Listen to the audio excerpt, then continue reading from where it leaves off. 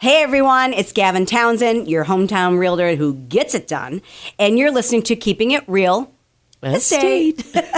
Good morning, Nici. Thanks for joining us here today. Absolutely. Good morning to you, Miss Gavin. So we're cutting through the clutter and we're talking real facts about real estate here in Western New York and beyond, mostly the Glow region. And I thought what we talk about today is the tale of two markets. Okay. What's really going on in real estate right now? Because I know a lot of people, of course, are looking at headlines and they're looking at and experiencing maybe things in other parts of the country or even in our state. But that doesn't necessarily mean what's going on here locally. And so I want to tease through that a little bit. I really feel like we're in a tale of two markets. And so it's important where some markets feel like you're on a full-on sprint. Here's my sports analogy again. Or some are more like a slow crawl. Okay. And I just want buyers and sellers who are having a different experience right now to be acknowledged that, yes, dual realities can exist. Yeah. But it is always, it's the context that's so key. Okay. And connecting with a real estate professional in your local area that really can offer those local insights. So I'm here to do that for you today and talk a little bit in broad strokes what that means. So let's talk about the basics. What is a buyer's versus a seller's market? I think we hear that all the time, right? Yes. Okay. So in a buyer's market, there are more homes for sale than buyers shopping for them. Yes. Real easy, right? That means homes in that type of market, in a buyer's market, homes might sit on the market longer. Mm-hmm. The buyers might get more negotiation power, and the prices might soften. Okay? Yes. In a buyer's market. In a seller's market, there aren't enough homes for the number of buyers that are out there looking. Okay, makes sense. So what happens? The homes sell fast. The buyers compete. Multiple offers. We've talked about that previously. And high stakes competition for the buyers, so they have to be very strategic. And so those multiple offers will often raise the prices of the homes. Okay. So it all comes down to supply and demand. Old school economics, right? Mm-hmm. The original real estate love story. Okay, so it's about supply and demand. So on a national snapshot, I'm seeing regions on the rise. Okay, we're in a very split market, and that divide follows regional lines throughout the country. Okay, so here's what I'm seeing based on the latest data. In the Northeast and in the Midwest, I see that we're still leaning in favor of sellers. Okay, yes. Now, again, it can still be a property by property market in that regard, but broad strokes, I'm seeing that we're leaning in the Northeast and Midwest, leaning in favor of sellers. Homes are still moving fast, the demand is high, and prices are rising, okay? In a nutshell. In the South and in the West of the U.S., I think we're tilting towards a buyer's market or buyer's territory. Okay. There's more inventory to choose from in the South and in the West, and the homes are sitting just a little bit longer, and that gives buyers more wiggle room to negotiate. Right. And that's where you're seeing some of those headlines. So if you're listening from downstate or out west or even parts of the Finger Lakes, your experience could be very different from where it is right here in the Glow region. Okay, so I have a quick question. When you're talking about the differences between a seller's and a buyer's market, now that obviously I would assume has something to do with like your property value, correct? It does. Price, condition, location is always the three indicators. So say I bought a house now in my seller's market for $200,000, but say in 5 years it all of a sudden switches and now it is a buyer's market. Mm-hmm. Could that property potentially be lowered, or would it relatively stay, do you think, in the area in which I bought it? Good question. Property value will be relative to the comparable properties at that time in that neighborhood.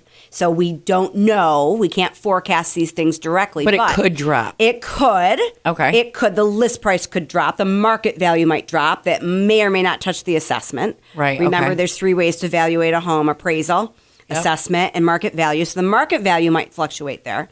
But what it might also do, the price might not necessarily be so off, but the buyer's ability and empowerment to negotiate terms might be stronger than a seller who at one point, all they had to do was put a for sale sign in the yard and bring it on and people were waiving home inspections, all that. Maybe that's not the case now. Maybe in a buyer's market, they are asking for seller concessions or help with closing costs. They are asking for repairs. They are including the home inspection. So it's not just about price value. Likely it is. There's going to be some connection to it, but I think it's always about who has the upper hand in the negotiation. Do you ever see a time where it balances? Sure. So we can have a balancing market where, it's kind of a tug of war. Yeah. And I think that's where I kind of talk to it and allude to it as a property by property scenario. Okay. Negotiating is winning on both sides. And so, they came up in price. We countered them in price on the buy side. But the buyer said, great, if I buy it at this, then I want you to repair the air conditioning. Okay. So it's all about the flavor of when we talk about a balancing market where we have the same amount of homes that we have buyers and everyone's just kind of fitting nicely together. But it's not just an inventory thing. I think it's a negotiating power thing. Okay. What I see when a lot of people, your agents might talk about the market softening or balancing. Yeah. And I have to admit, for a bit here, I saw through the summer in the Glow region, we were doing some balancing, where it wasn't strictly a seller upper hand. It could be that homes are sitting on the market depending on their price, condition, location. Now buyers have a little bit more leverage. Yeah. It didn't necessarily mean that house was in danger of not selling or if it wasn't going to sell high. It's just that now there's more of a tug of war that goes equally back and forth. That's interesting. Now, if you don't mind, I'm kind of curious. I would love your take on the idea of, because you had mentioned, Northeast. Obviously, we live here in the Northeast. Why do you think that we are leaning more towards that seller's market as opposed to the buyer's market? I think that buyers nationwide or even within the state understand in the Glow region or in New York State in the Northeast that our property values are stable and good in comparison to other areas.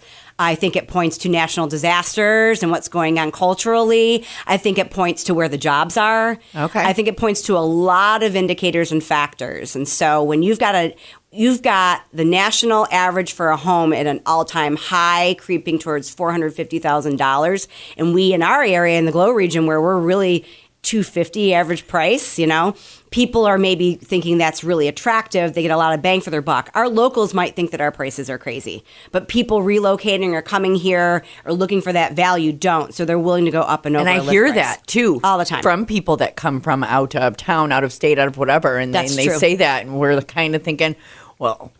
But then, of course, when we look outside of, you had mentioned 400, it is true. It's true. But their tax structure might be different. So where we have high property taxes, assessments, school taxes, and all those things, high for us, we think it is if we're locals born and bred here. Others might not feel that way. They think they get a lot of value for acreage here, a lot of value for the quality of home. We have an aging inventory in our area, so I think that complicates things. A lot of folks are looking for that brand new build, of which we don't have a lot in our immediate area, but the Northeast does. So I think that's attractive, and I think the Midwest too, and I think it speaks to property values as well. What the bang that they're getting for their buck. And so I think sellers, if they've got a house to sell, they're still doing quite right. The South and the West, where we've seen some natural disasters recently and insurances go up really high, I think people can't cope with that extra expense. They might get a deal, quote unquote. They might get a house that is significantly under what it was valued at a couple of years ago. But can you withstand the costs of taxes, insurance, utilities, and all that? And do you want to live in a risky area? Right. No, that's true. So I didn't think about that. That's kind of how I feel is the vibe on that. But in terms of price trends and following the activity in the market right now, how does that impact prices? In a hot seller's market, like in many parts of the Northeast and the Midwest, prices are still climbing, slowly, not as steep as they were, but they're still climbing. And we're seeing this here in Western New York, especially in homes that are well presented and priced correctly. And I talk about that all the time. Price, condition, location. Yep. You know what? And if the price isn't compelling, it ain't selling. So I think that's really important. In areas where inventory is building up and buyer demand has cooled, so there's more homes on the market and not enough buyers for them maybe, you think of portions of the South and the West. And we're seeing some prices softening, but they're not crashing. They're just kind of correcting. Right. Okay? And again, for the reasons I mentioned. Bottom line, we're not headed toward a 2008-style housing crisis. Yep. Not now. This is a more normal rebalancing in some areas. Okay. Recalculating, recalibrating. And it could be a big win for smart buyers. Okay. In the South and in the West, okay? So why it really is critical that you are working with local expertise if we're looking at the Glow region or New York State or wherever you're buying and selling. I really want to drive these points home. Your neighborhood matters more than the national headlines.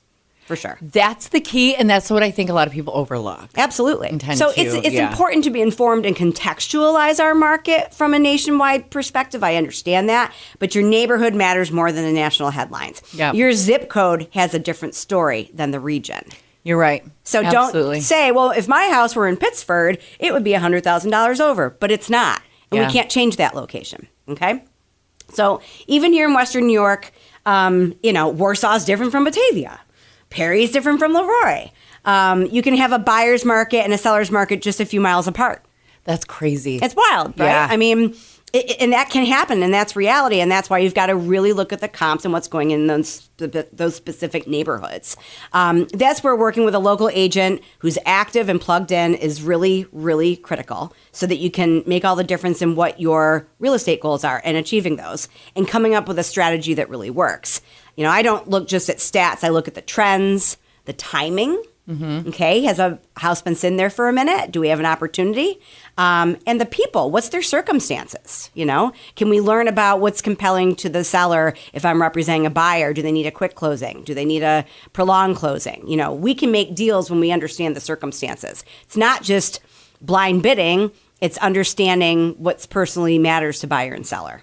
That's true, too. That's absolutely right. Yeah. So, how I help buyers and sellers strategize in this instance, for sellers, I help you price to match the true market. Not what it was doing last week, not what it did a year ago, or my Aunt Sally 30 years ago, right? It's based on demand. And we prepare your property to stand out and attract the best offers. For buyers, I help you understand where you have room to negotiate and where you may need to be aggressive. And we look at inventory trends, the pricing, the seller motivation. So there's no guesswork. We're really working with informed decisions. Okay. So what's our major takeaway here? There's no one-size-fits-all market right now, no matter where we are. Does not sound that way. Okay. So understanding your local real estate reality is really key to making your smart moves. And that's exactly what I'm here to do, or the agent you're working with is here to do. So if you're thinking about a move, and do understand, I help buyers and sellers in and out of state, in and out of area. I have a referral network. So I can help you with that too. If you're buying and selling here, of course, I'm here to help you with that. If you're curious about your home's value, let's chat. Send me a message. Call me at 585-344-1321. And let's talk about what's relevant to you in this market where we are right now.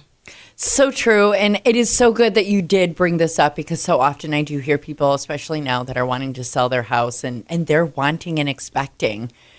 Yes, we're in a seller's market. I want those multiple offers, and they're thinking they're going to get it. But then you have other people who are kind of coming here to buy and thinking, maybe I may have to do that. Maybe I don't, but they're seeing the headlines like you had mentioned. And it's very easy to kind of bubble it all together into one thought. So yeah, and I think, curbing expectations or managing expectations and being relevant to time now makes sense. I think that sometimes sellers are disappointed when they don't have a circus, which, why do you want to have a circus? I don't want 30 offers to sift through. So that's why pricing right, not just low, but correct. Yeah. No one wants to go through 30 offers. That means that there's something really wrong with the pricing. But don't be disappointed if you don't get a million showings and, whatever. It just takes one really good offer. If your yield is really good, you've got 5 showings and 4 offers come of that. That says something about how you prepare the home, the pricing on it. And buyers, maybe don't always go for the most popular house that is going to be, most bid on. A lot of over asking and all that, if you're not comfortable with that. If you're going to be disappointed that you don't go for it and you don't try, that's one thing. But don't go in there with your $150,000 offer when you know the house is going to sell for $3 million. That's so true. And that's why kill yourself that way? That's another big downer too, that I think a lot of people tend to unfortunately fall into that trap as well. And it can be very defeating. I've been through the process with an ex at one point, and I'll tell you what, when we were in that world of buying, not selling, but buying, Oh, yeah. We finally got like the 6th house that we had looked at. Yes. And no one loves that for you. You know, everybody wants a happy ending. Yeah. And both agents on that transaction and both parties, at the end of the day, we're trying to come up with an amicable solution to your real estate goals. That's really what it's about. Obviously, with your biggest asset on the line either way, it becomes emotional, but cool heads prevail. That's true.